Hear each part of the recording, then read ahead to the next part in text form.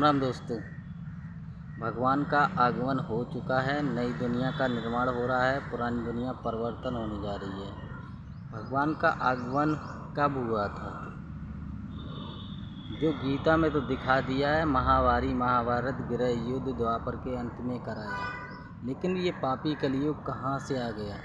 भगवान तमो प्रधान को सतो प्रधान बनाने आए थे, भ्रष्टाचारी को श्रेष्ठाचारी बनाने आए थे, नीच दुनिया को ऊंच बनाने आए थे, जो हानिकारी दुनिया है उसे लाभकारी दुनिया बनाने आए थे।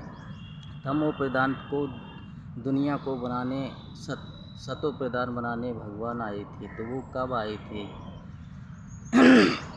दोस्तों, गीता में बोला है, यदा यदा धर्मस्य गिलाने भवते भारतस्य अभ्युत्थाना अधर्मस्य तथा आत्मानं सृजाम्यहम्। जब जब धर्म पे गिलानी होती है तब भगवान का आगमन होता है।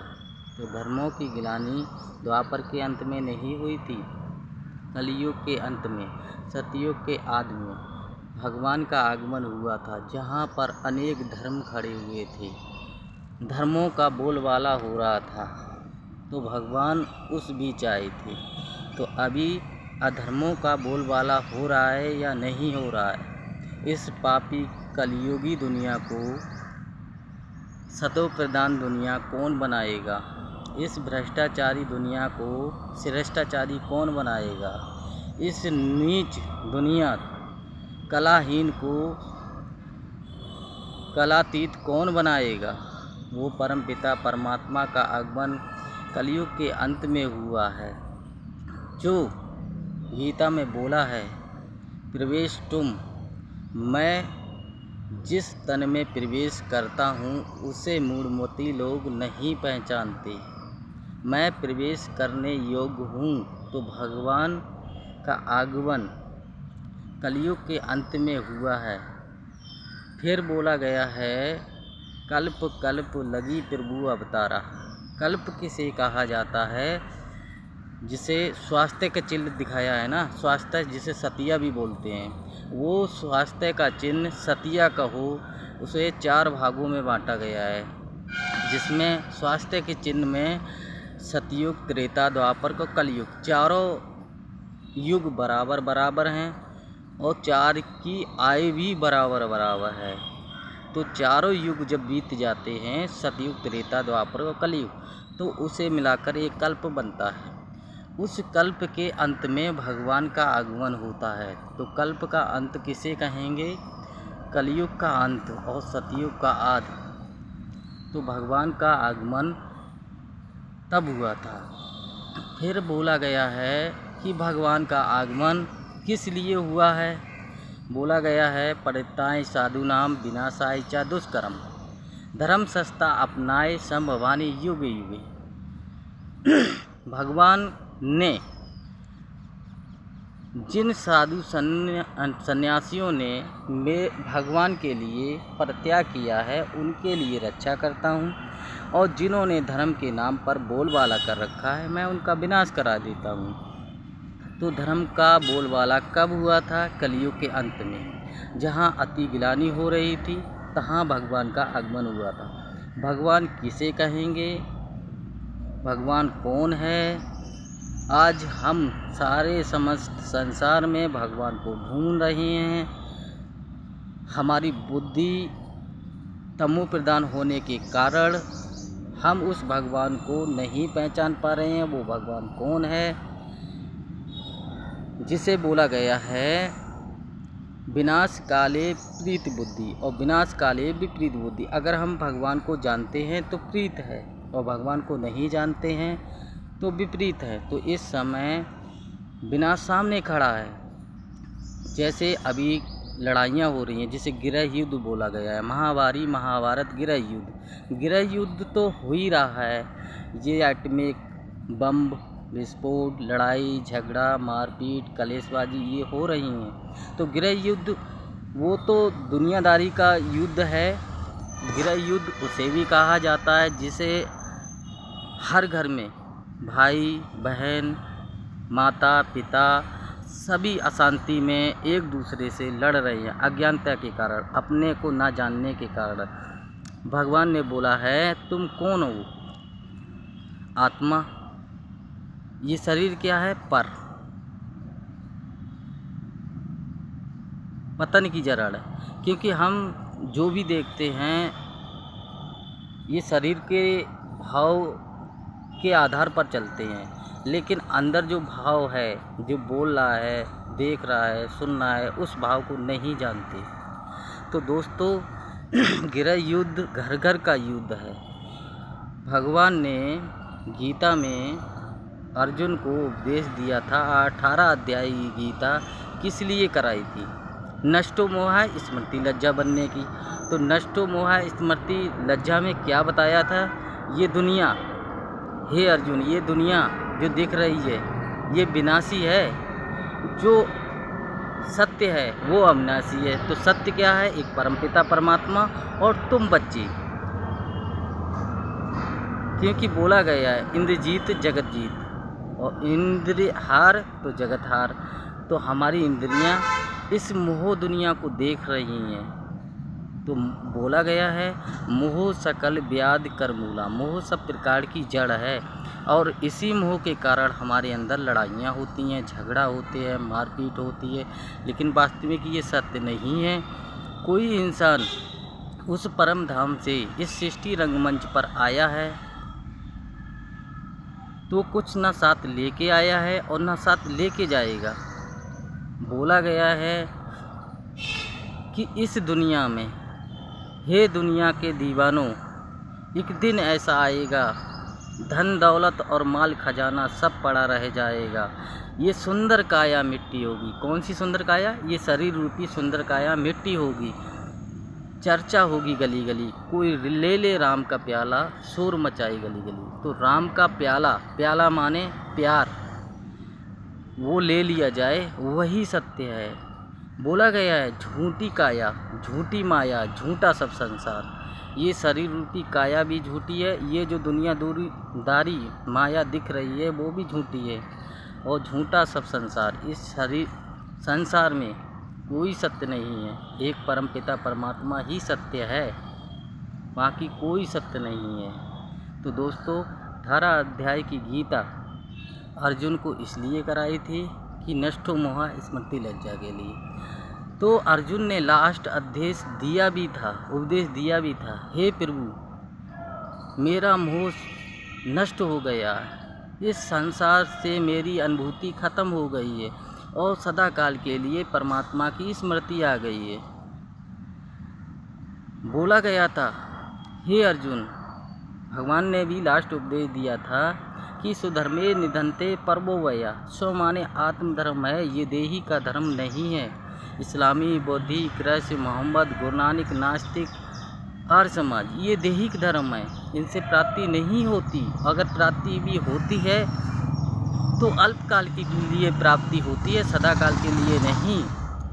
लेकिन परम पिता परमात्मा जो प्राप्ति देता है वो सदा काल चलता है, एक जन्म के लिए नहीं, अनेक जन्म के लिए। तो बताइए परमात्मा है तो है कौन? आज हम सारे संसार में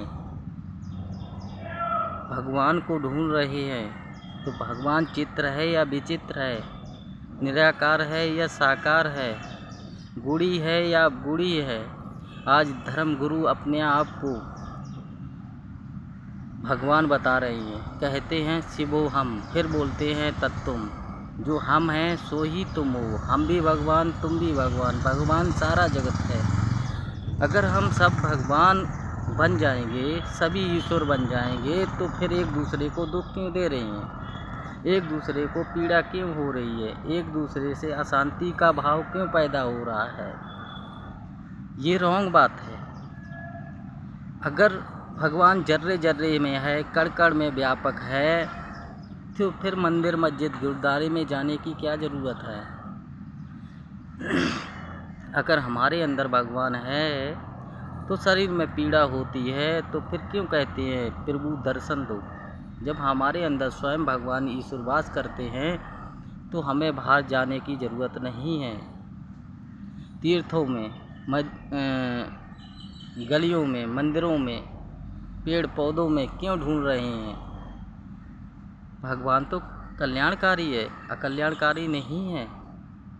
अगर हमारे अंदर भगवान का वास है तो हमारा कल्याण होना चाहिए। अकल्याण क्यों हो रहा है, असंतुष्टि क्यों हो रही है, समझने की बात है भाई दोस्तों।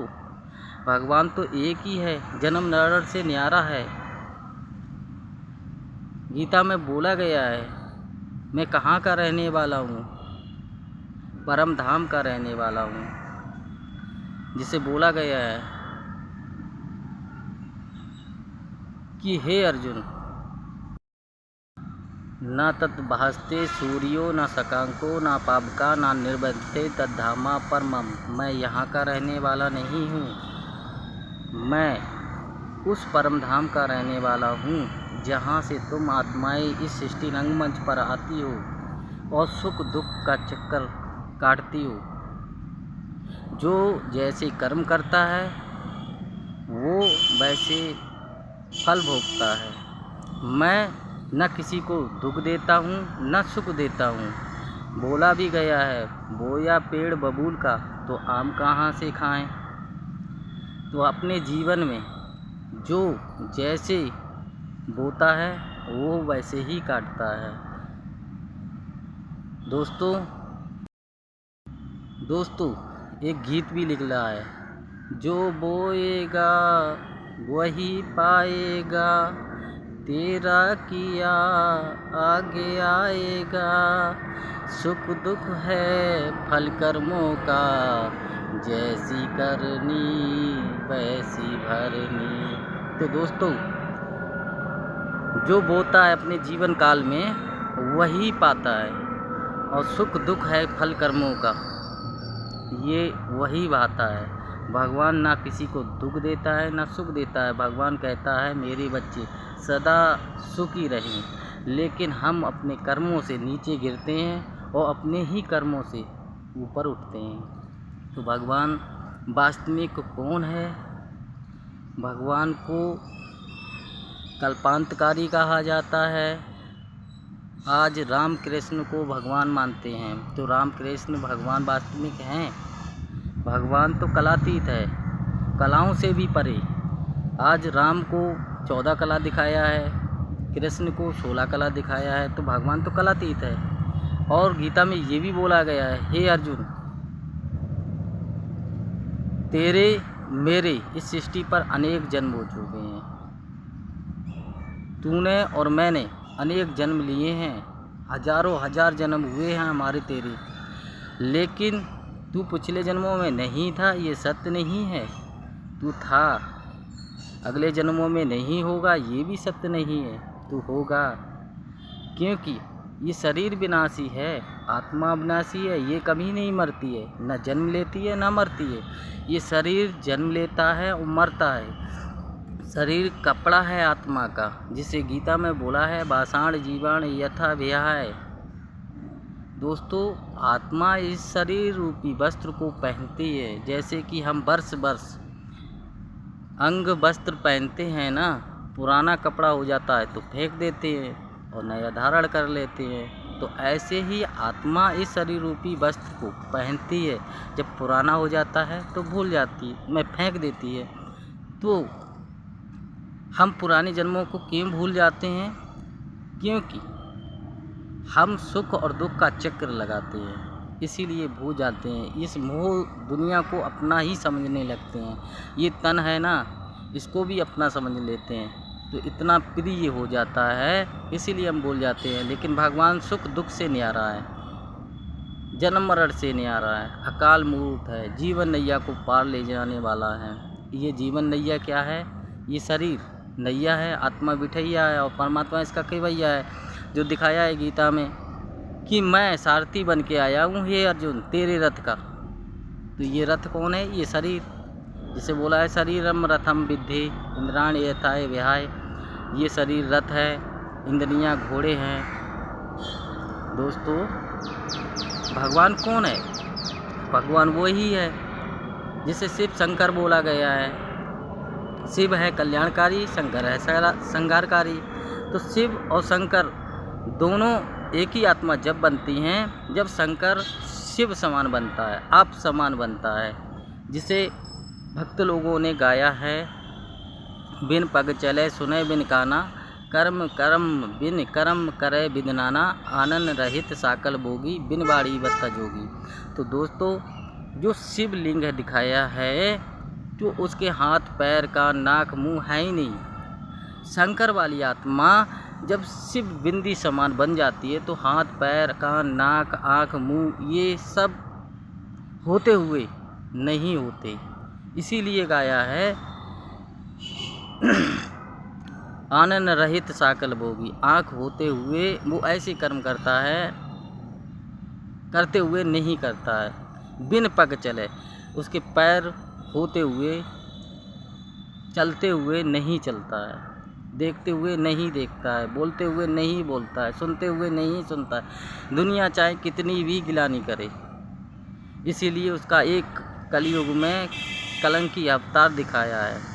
सारी दुनिया उस पर कलंक लगाती है और उन कलंकों को वो धारण हंसते हंसते करता है। तो भगवान शास्त्रों में भी बताया है कि भगवान कौन है सृष्टि का। जैसे बोला है, शंकर चाप जहाज जहे चढ़े नर, उतरे पार डूब सकल संसार। ये संसार विषय सागर है जिसके मुख से गिलानी ही गिलानी निकलती है। इस विषय सागर से वो हमें पार ले जाता है। वो शंकर जिसे अव्यक्त मूर्त मान बोला गया है। अव्यक्त माने निराकार और व्यक्त माने साकार।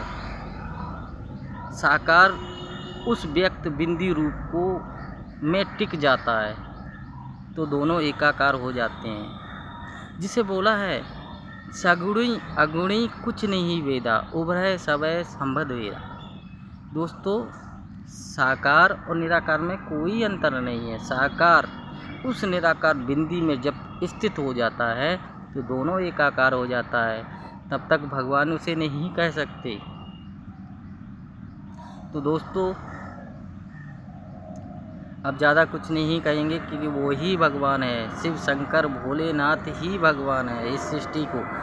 क्योंकि शास्त्रों में दिखाया है, ना उसका कोई पिता है ना कोई माता है, ना उसे किसी ने जन्म लेते देखा ना मरते देखा, तो वो ही भगवान है। अब भगवान उसे पहचानोगे कैसे?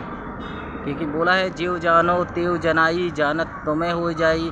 जब अपने आप को जान लोगे तो उस भगवान को भी पहचान लोगे। जैसे कहा जाता है कि गीता में दिखाया है कि हथेली पर एक बीज रखने से झाड़ का पता लग जाता है।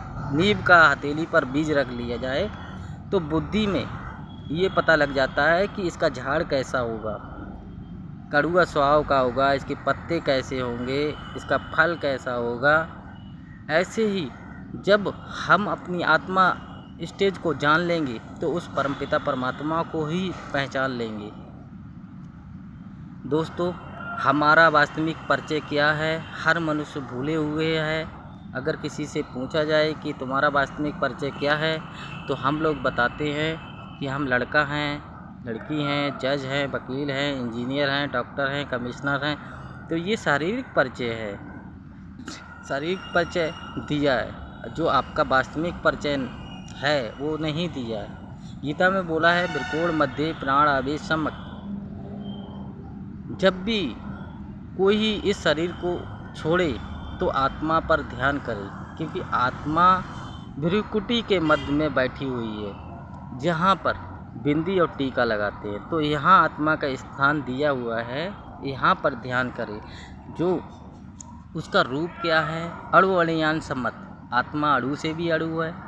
अणु को यंत्रों से देखा जा सकता है लेकिन आत्मा को यंत्रों से नहीं देखा जा सकता, क्योंकि आत्मा इतनी सूक्ष्म है।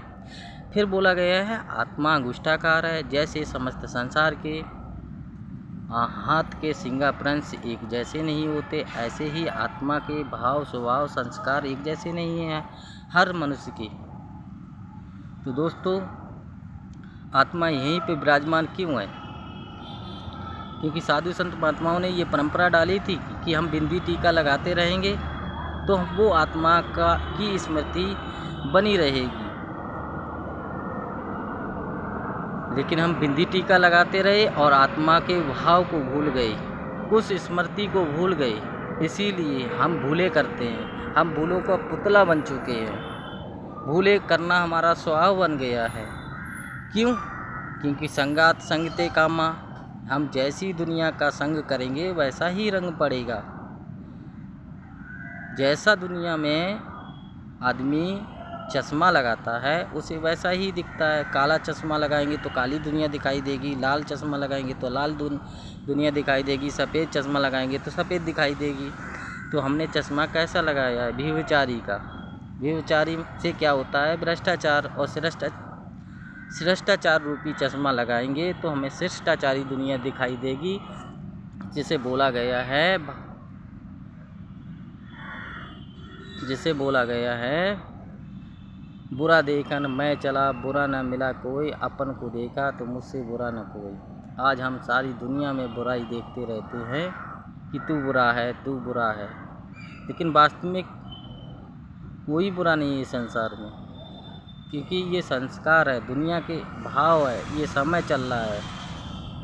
क्योंकि दुनिया अगर बुरा कर भी रही है तो हर मनुष्य एक दूसरे को देखकर चल रहा है। अगर हम दुनिया के अंदर बुराई देख भी रहे हैं तो वो अल्पकाल की बुराई देख रहे हैं, आज की देख रहे हैं, भविष्य काल की नहीं। और भविष्य काल की हमें सब पता है। हमने जब से जन्म लिया था और वृंदावास बड़े हो गए तो हमें अपनी सब पता है। तो सबसे ज़्यादा बुरे कौन हुए? हम। फिर बोला गया है जाकी रही भावना जैसी, प्रभु मूरत देखी दिन तैसी। तो भावना अपनी श्रेष्ठ है तो दुनिया की हर मनुष्य मूर्त श्रेष्ठ दिखाई देंगी। अगर भावना गलत है तो दुनिया की मूर्तें सब गलत दिखाई देंगी। तो दोस्तों, हमारे अंदर आत्मा के भाव को पहचानना है, क्योंकि आत्मा भ्रुकुटी के मध्य में बैठी हुई है। तो यहीं इसका स्थान इसलिए है, जिस तरह ड्राइवर गाड़ी चलाता है तो ड्राइवर गाड़ी बैठ के कहाँ चलाएगा? आगे या पीछे? आगे स्थान होता है ड्राइवर का। तो ड्राइवर